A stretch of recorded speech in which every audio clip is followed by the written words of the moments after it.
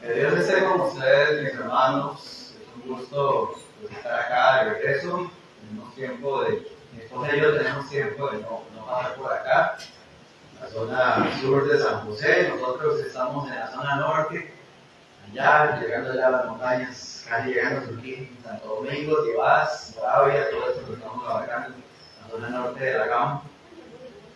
Y el día de hoy vamos a estar elaborando este tema, 5 textos de la Biblia que requieren una buena explicación o una buena interpretación. Y es un tema básicamente doctrinal, es un tema teológico, es un tema defensivo para enseñarnos a retomar raíces que la Iglesia de Cristo necesita constantemente pues reaprender y también comprender, ¿verdad? Para aquellas personas que están recién ingresando a la iglesia, que recordemos y también que aprendamos cuál es la firmeza con la que debemos de proceder en cuestión de doctrina, cuestión teológica.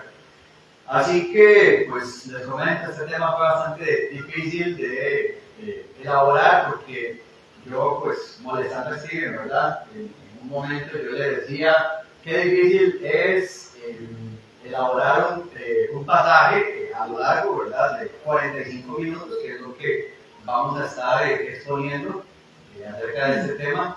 Imagínense lo que son 5 textos. Yo diría que para un solo texto se requiere una hora.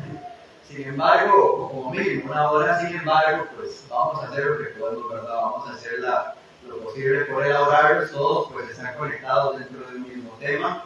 Ya ustedes pues los están observando, vamos a ampliarlos para aquellos que tengan dificultad de lectura en su momento. Tenemos primera carta de Timoteo 4:16, ten cuidado de la doctrina. Romanos 14, 1 al 3, no contendamos sobre opiniones. Lucas 16:15, entendamos los valores espirituales. Y segunda de Timoteo 2:2, la elección de líderes idóneos. Y Juan 12:43 nos está hablando acerca de buscar lo que agrada a Dios. Como les decía, esto para muchos es reaprender. Para aquellos que pues sabemos que la Iglesia de Cristo, como decía el hermano, tiene ya casi 60 años de estar aquí en Costa Rica. Y aquellos que estamos pues recién llegando, yo tengo la mitad de mi vida, tengo 15 años de estar en la iglesia. El caso es que también pues, es bueno aprender principios que nos arraiguen, que nos ayuden a echar raíces, y recordemos que hay que tener mucho cuidado con el manejo de la verdad.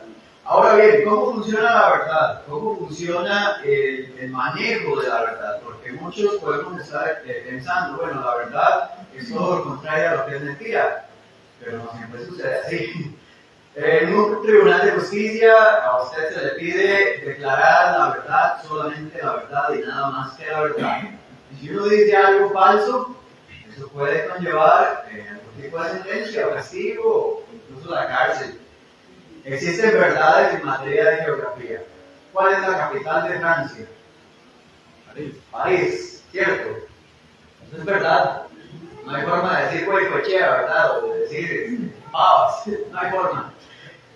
En los idiomas todos se rigen por reglas exactas. Por ejemplo, solo hay una forma de pronunciar o de deletrear la palabra gato, G-A-T-O.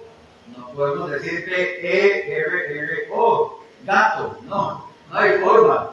En la historia, los nombres, las fechas, todo es exacto, no hay forma de alterarlo. Le guste o no a la multitud, pues aún así la historia pasó y no hay forma de replicarlo. En las ciencias, las composiciones químicas, lo que es la sal, el azúcar, el agua, todo se rige por reglas exactas. En matemáticas, 2 más 2 es igual a 8. No, ¿verdad? Pero a mí me gustaría que sea 7. Pero la mayoría votaron y dijeron que era 6. No, ¿verdad? No funciona así, la verdad. No funciona por votos, no funciona por lo que le guste a la gente. La verdad no es relativa, no depende de las circunstancias, no depende si en China sirve que digamos que 6, pero aquí sirve decir 4, no. Entonces, ¿por qué la gente espera que en materia de religión las cosas sean diferentes? ¿Por qué en materia de religión sí podemos ser flexibles, podemos ser de los que dan el brazo a torcer. Si en todas las materias hay exactitud en muchos temas, ¿por qué en cuestiones de fe tenemos que ser más flexibles? No debería ser así. Así que vamos a hablar del primer pasaje, el primera de Timoteo 4:16. Seguir la doctrina bíblica es esencial para la salvación. Así como usted lo oye.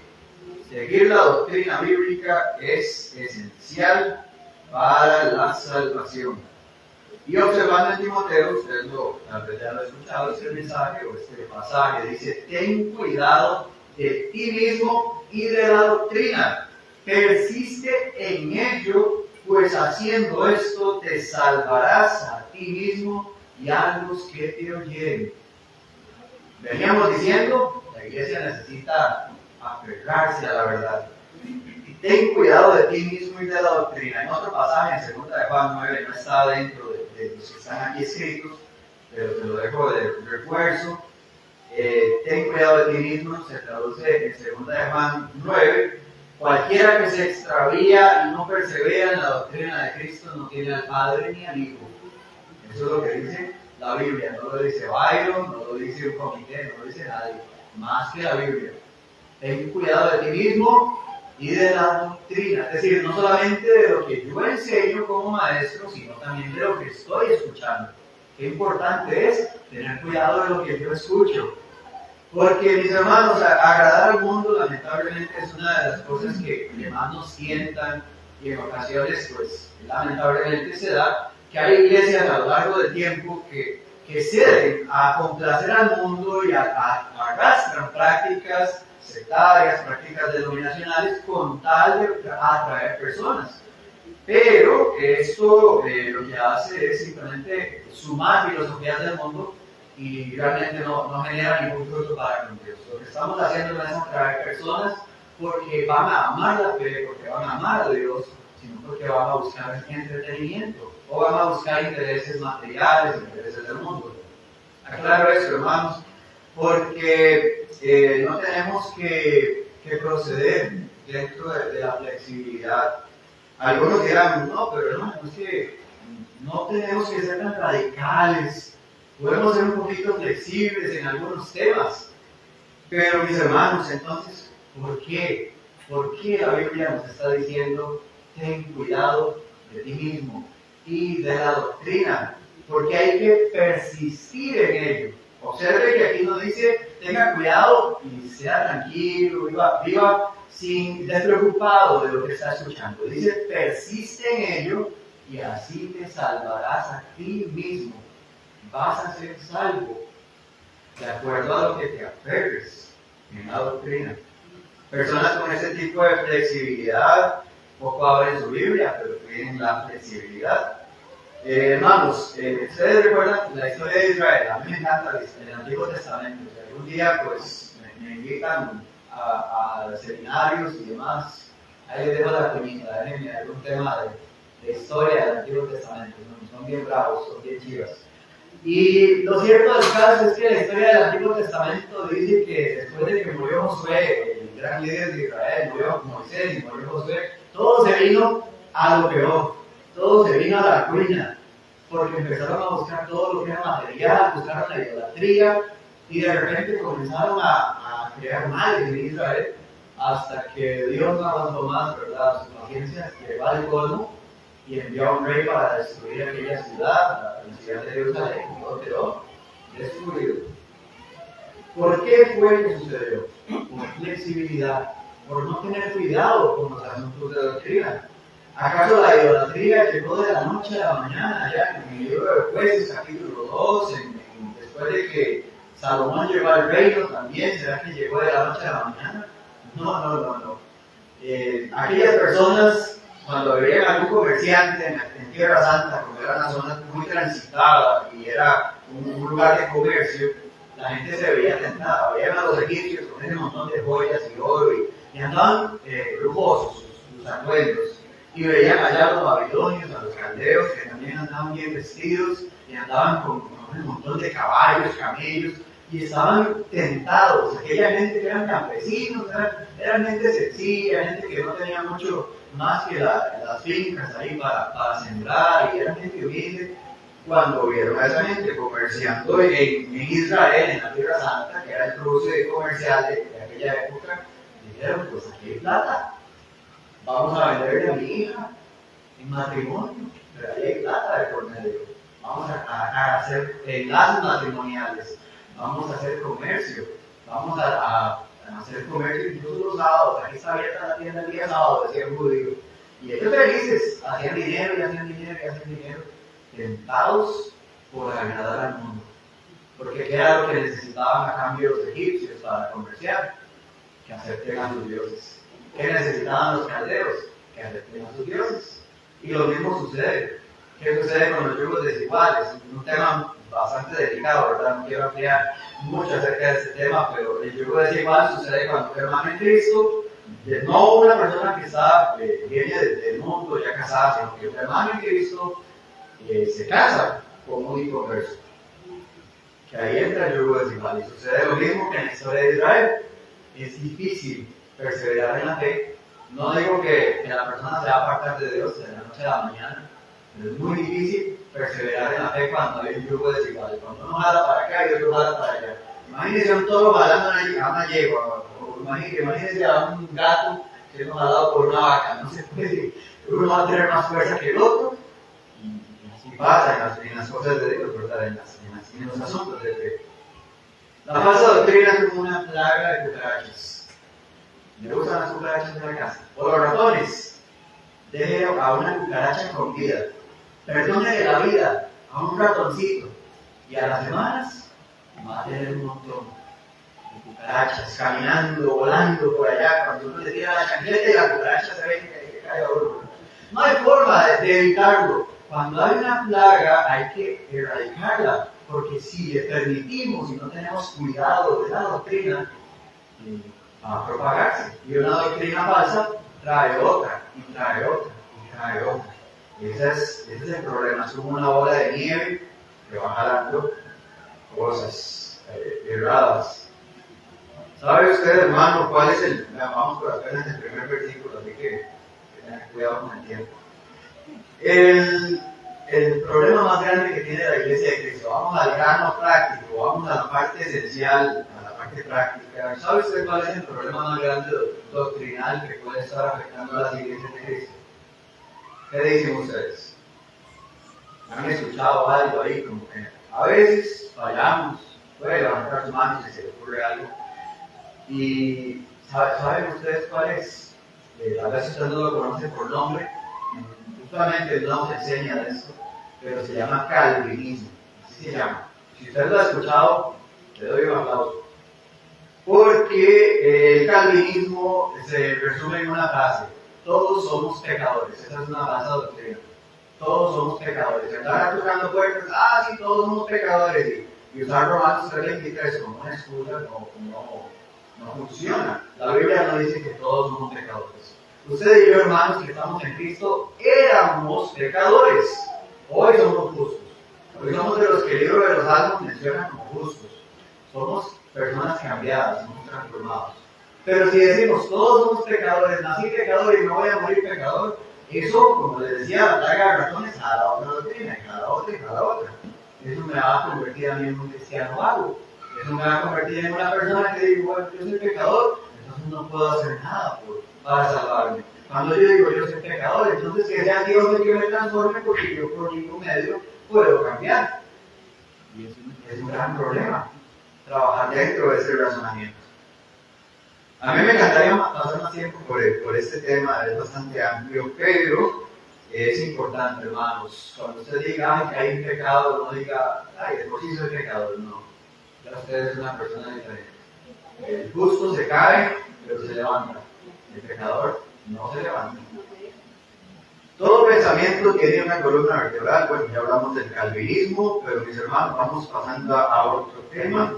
Quizá, pues, no todos tengamos las mismas oportunidades de estudiar la Biblia, a veces no disponemos de ese tiempo para leer, pero es importante a veces tener cuidado e ir analizando si lo que estoy escuchando es lo correcto. Así que vamos con lo siguiente. Dice acá que tenemos Romanos 14, 1 al 3. Dejar de lado asuntos triviales es esencial para la unidad de la iglesia. Dejar de lado los asuntos triviales. Si a ustedes les suena extraña una palabra complicada, trivial, es un asunto de opinión. Un asunto que no tiene mucho interés para con Dios. Romanos 14, vamos a entrar a ese tema. A mí me cuesta Romanos, el libro de Romanos para mí es el más difícil de toda la Biblia, así que vamos a un buen texto que requiere una buena explicación. Es un texto que me ha tocado pues, dar bastantes clases a lo largo del tiempo, siempre me meto a Romanos 14, porque usualmente a veces en las clases bíblicas los romanos pues preguntamos y a veces preguntamos de temas que son opinión. Vamos a analizar por qué. Dice, recibid al débil en la fe, pero no para contender sobre opiniones, porque uno cree que se ha de comer todo. Otro, que es débil, come legumbres. El que come, no menosprecia al que no come, y el que no come, no juzgue al que come, porque Dios le ha recibido. En otras palabras, existen dos partes en la iglesia del Señor. Los hermanos que comen y los hermanos que no comen. Pero no en el asunto material, ¿verdad? En ese asunto todos comemos, ¿verdad? Todos somos buenos para el mazo. El caso de lo que venimos hablando, hermanos, es que hay temas que son de opinión y hay veces en los que uno es débil en la fe, uno a veces tiene complicaciones para entender, hay temas que son delicados y no siempre son fáciles. Y a veces a una persona que está recién bautizada, que por lo general el débil de la fe es natural, que sea una persona recién bautizada, está creciendo, está en un periodo de formación, está fortaleciéndose y va a tener algunas cosas que le hieren en la conciencia. Yo no puedo llegar a predicar y decirle, usted tiene que cambiar esto y tiene que cambiar lo otro y pedirle cambios radicales de la noche a la mañana, porque nunca lo va a hacer. Y puede incluso que se resienta y nunca vuelva a la iglesia. No podemos ser duros con la gente. Aquí se nos habla de un problema y es el hablar de cosas de opinión, no contender sobre asuntos de opinión. Asunto de opinión es algo delicado, es algo problemático, porque a veces uno supone que pensamos como Dios piensa, y a veces yo creo que Dios piensa como yo pienso, y no es así. ¿Qué es un asunto de opinión? Voy a darles un ejemplo. ¿Cómo se hace el gallo pinto? ¿Se ponen los frijoles primero y luego el arroz? ¿O primero el arroz y después los frijoles? ¿Qué va primero? ¿El arroz o los frijoles en un gallo pinto? Aquí nos van a poner a pelear si hablamos de eso. Y la hermana Norma, que es especialista en comida, ¿verdad? Le va a tirar la chancleta a alguno, ¿verdad? ¿Arroz o frijoles? ¿Qué pelea? Es como decir el gallo pinto de Nicaragua de Costa Rica. Otra pelea, ¿verdad? Aquí nos hablamos de mamá, o sea, aquí sabe caballo, porque ya no más. Voy a poner un ejemplo más sencillo. Cuando usted hace cereal, cuando no quiere hacer un desayuno pesado, quiere calentar cereal, ¿qué va primero? ¿El cereal o la leche? El cereal, pero va los primeros la leche. Entonces uno dice, no puede ser. Y esas cosas pasan en iglesia. A veces uno dice, cortinas grises o cortinas beige, cortinas amarillas, cortinas rojas. Y hay peleas por unas cortinas. Hay peleas porque a mí me gusta un tipo de letra y al otro no le gusta otro tipo de letra. Cosas de opinión. Y queremos convertir asuntos de opinión, ese es el problema, asuntos de opinión en doctrinas. Hermano, si usted quiere predicar, tiene que venir con corbata. Si usted no viene con corbata, usted no puede predicar. Todo el mundo usa un corbata, todo el mundo usa un pantalón. ¿Qué problema, verdad? Qué gran problema. Hay que tener cuidado. Bueno, estamos hablando de vestimenta, solamente uno por costumbre. Es más, yo les digo, a mí me pasó, yo acostumbré a usar corbatas por esto mismo, porque a mí en la época en la que yo entré a la iglesia, esto era un asunto de opinión que era prácticamente forzoso. Si usted no predicaba con corbata, usted no podía pasar. Entonces, me acostumbré, y a veces uno en el colegio, ¿verdad? Que no tiene ni plata, a veces saco pagarme corbata. Imagínense un hermano que quiera venir a predicar, tenga un buen mensaje, pero no quiere corbata, no quiere cómo. Qué duro, ¿verdad? Hermanos, intervenir en decisiones políticas, eso a veces me ha salido, ¿verdad? Yo he llegado a todo esto y son cosas que yo escucho, ¿verdad? Yo soy un poquito chismoso de escuchar, pero aquí nunca voy a decir nombres ni marcas ni más. Y intervenir en decisiones políticas, vote por este, porque este aprueba todo lo que va en contra del LGTB y me aprueba, vote por el otro, porque el otro va a hacer esto. Y en el público, utilizar el público en cosas de política. Hermanos, es pecado andar metido en estadios, andar metido en el concierto allá. Usted no, si viene a Adel, usted no vaya al concierto de Adel, porque hay gente mundana y es un mal ambiente. No vaya a los toros de Zapote. Y hay gente que convierte estas cosas de opinión en doctrinas. En doctrinas. Incluso, hermanos, recuerdo una situación en la que, hablando de sexualidad, se nos estaba enseñando ahí pasar frente, ¿verdad? Y estaba enseñando acerca de cómo debe ser la postura sexual de un esposo y una esposa. Y si quieren, pues detallar más, les invito a meterse a TikTok o a Instagram, o a algún lugar donde ustedes se vean señora católica y busquen a esa señora y van a aprender acerca de eso. Es un poco, es para reírse, ¿verdad? Pero ¿qué tiene que hacer una persona desde el público metiéndose en las cosas del matrimonio? Cosas totalmente separadas, cosas distintas. Hay consejo de Dios para el matrimonio, pero no es eso. Amados hermanos, que algo sea ofensivo o que me moleste, no significa que le moleste a Dios. Y no significa que yo deba de imponerlo sobre la hermandad. Vamos a continuar entendiendo Lucas 16:15. Entender los valores espirituales es esencial para agradar a Dios. Lucas 16:15 dice algo muy esencial. A mí me gusta este pasaje porque le enseña a uno que Dios piensa al revés de como cualquier otra persona piensa. Dice, entonces les digo, vosotros sois los que os justificáis a vosotros mismos delante de los hombres, mas Dios conoce vuestros corazones, porque lo que los hombres tienen por sublime para Dios es abominación. Totalmente al revés. Lo que para la gente es, qué gran persona. Para Dios no siempre lo es. Qué gran eminencia, qué gran expositor. ¡Ay, qué buena enseñanza! ¡Ay, qué bien lo que se está haciendo! Eso para Dios es abominación. En el agrado de lo que Dios nos prueba es hacerlo en casa, pero no en la iglesia, ¿verdad? Están haciendo cosas en la iglesia para aparentar, pero no en la casa hago lo mismo. Y yo voy a ponerles un ejemplo, eso me sucedió hace poco, estaba conversando con un hermano. Este hermano pues está madurando en la fe, ¿verdad? Yo no quería pues intervenir mucho, yo no, más que nada de la congregación de Moravia, no es alguien a quien me corresponde pues enseñar, en su momento va a aprenderlo, pero estaba escuchando música instrumental ahí, música de las denominaciones, con letras chuecas, ¿verdad? Letras torcidas, posteriormente hablando. Y entonces se escucha ahí de fondo, yo no me meto, yo estoy ahí tranquilo, yo estoy de paso. Y llega y me interviene, ¿verdad? Comenzamos una conversación y la conversación que da haciendo el arte del evangelismo comienza a decir, yo le estaba predicando a tal persona que no se tiene que usar tacos y no se tiene que usar guitarras y todo ese montón de cosas para la música instrumental, para la música de fondo, ¿verdad? Entonces estaba predicando de aquel que no usa instrumentos musicales, pero sí estaba escuchando la música de fondo. Y entonces el problema acá es que me preguntó, ¿y usted qué opina, hermano? Ay, ¿para qué me preguntó? Yo iba a hacerme el ruso, yo iba a hacerme como que no era conmigo, como que así. Me preguntó, no puedo quedarme callado tampoco, porque me apoyo en una situación de responsabilidad.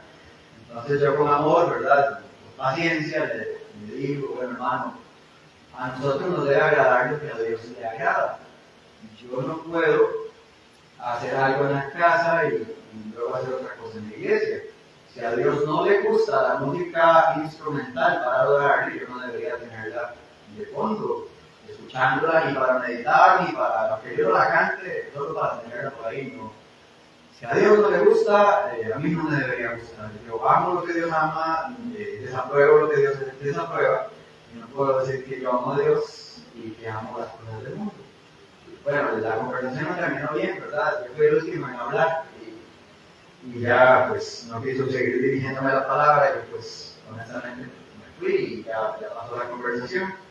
Pero hermanos, no podemos ser personas de doble ánimo, personas que piensan dos cosas. Lo mismo sucede, hermanos, en muchas cosas que pasan en la iglesia. A veces uno en redes sociales pone algo que no está bien, acorde a la doctrina. A veces uno pone música y puede ser una música instrumental de denominaciones. ¿Y qué es lo que va a pasar la gente del mundo? Que somos iguales a las denominaciones. Van a pensar que somos iguales. Van a pensar, ay, este es pentecostal, este es evangélico. No van a pensar de nosotros como siervos de Cristo, como personas que están buscando aferrarse a la verdad. Por allá, pues también uno pues, acaba enterándose, ¿verdad?, de personas que le están enseñando al día de hoy a sus hijos a adorar a los ángeles, a escribirle cartitas a Santa Claus, a hacer peticiones a los ángeles, ángeles de la guarda, amigos de compañía. Eso acaso no ha sido la fe, hermanos. Claro que sí. Y se la estamos enseñando a nuestros hijos, a nuestros niños. Algo que no parece grave, pero es algo que Dios, que falta el primer mandamiento, ¿no? Desde el primero, no tendrán dioses ajenos delante de mí. Es el primer mandamiento que salió de la boca de Dios allá en el monte. Y nosotros decir, ay, no tiene importancia hacerle una oración a los ángeles, una carta a Santa Claus que se escribe como si fuera para Dios, que se le salga. Eso no sirve, hermanos, no sirve hacer eso. Hacer vigilias. ¿Quién dijo que la iglesia debe estar haciendo vigilias?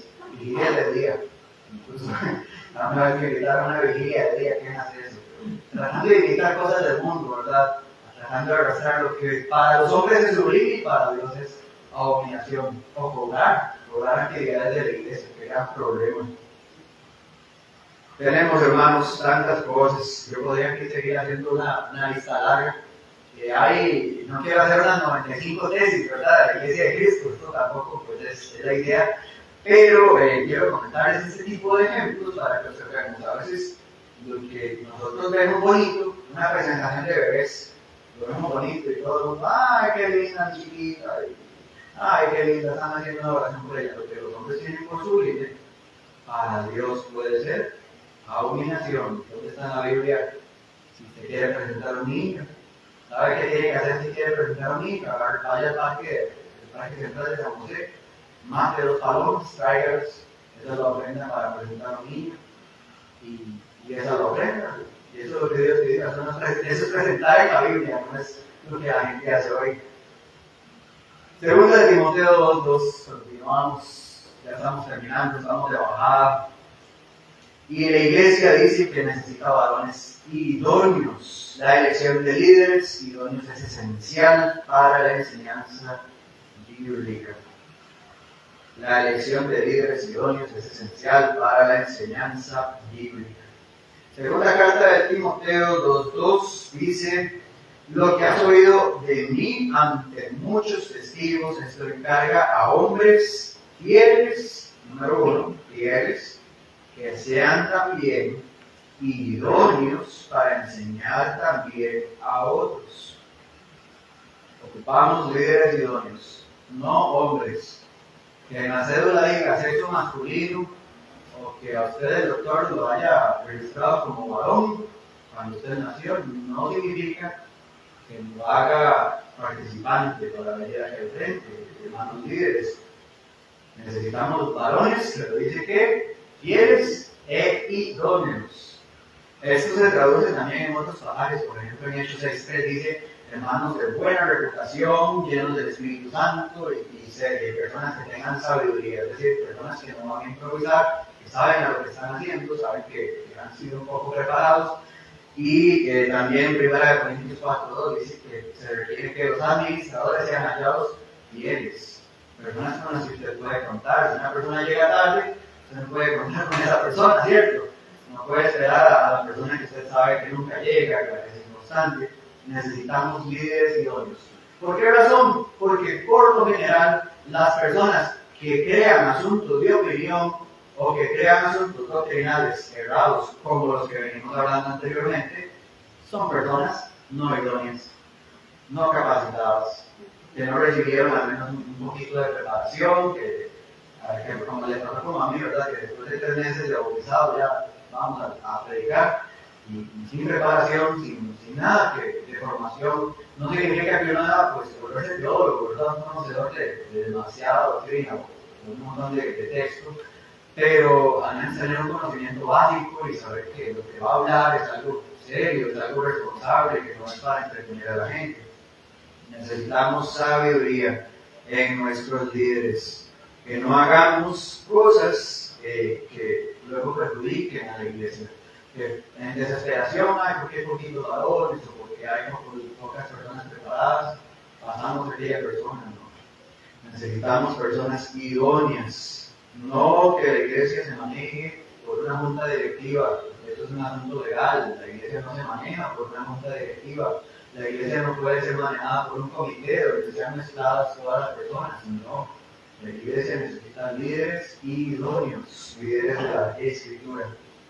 Y finalizamos, este punto es relativamente pequeño, con Juan 12:43. Juan 12:43, aquí pues vamos a la parte reflexiva de todo esto. Yo les decía, venimos en una cadena que nos va a llevar a esto. Venimos desde temas doctrinales, temas de opinión, los líderes idóneos, venimos con lo que Dios aprueba, y vamos a recordar algo muy importante, amada iglesia, tanto los que están aquí presentes, aquellos que nos están escuchando, también por redes sociales. Vamos a observar que en Juan se nos da una instrucción muy importante. Juan 12:43 dice, porque amaban más la gloria de los hombres que la gloria de Dios. Hablando de la gente de la época de Jesús, que Jesús les predicaba, mucha gente, más que todo en la zona de Jerusalén, en la zona de donde él pues va a morir. Ellos se creían doctrinalmente los mejores, se creían que eran lo mejor de lo mejor, estaban por alto, con conocimientos y demás, y cuando una persona seguía a Jesús, tenían miedo también de ellos obedecer el Evangelio, tenían miedo de buscar al Señor, porque amaban más la gloria de los hombres que la gloria de Dios.